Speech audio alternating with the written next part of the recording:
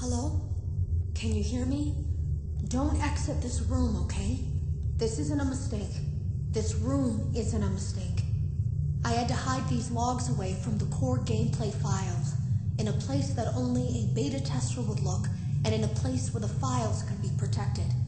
I just really hope that the next development team finds this before the game is released to the public. This game has some kind of malicious code in it that we haven't been able to fully contain or even understand for that matter. We're over budget and out of time. But that's not the reason that we're shutting down. Listen, I have to keep this short so the file size will be small enough to fly under the radar. There are more. They may not be in order.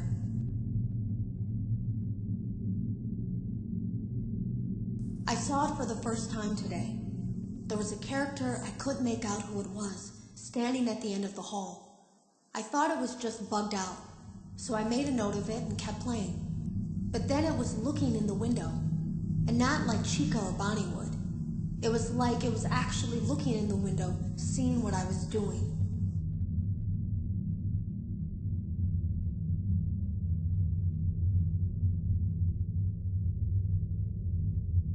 I heard a pretty heated conversation this morning between Dale, our manager, and someone else on the line.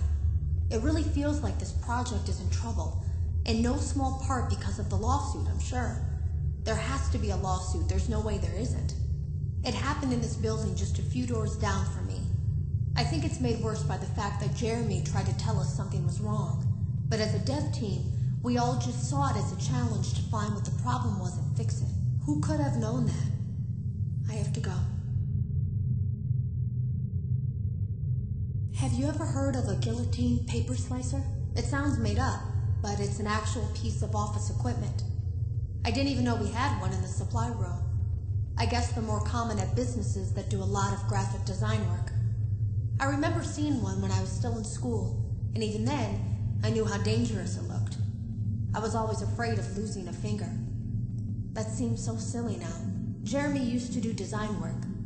I guess that's how he knew it was there. The drawers have been emptied out. Someone was here. I don't think it was spring cleaning either. No, there was plastic on the floor.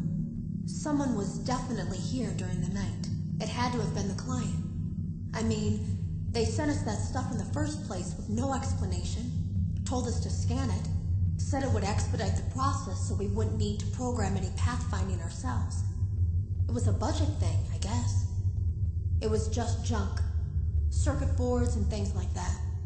Looked pretty old.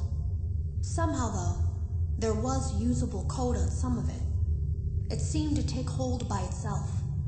Things started changing. But then, he started appearing.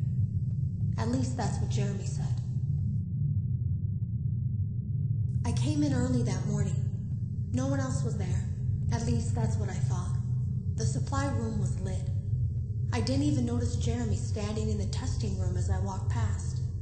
The supply room was so bright, glowing from all the way down the hall.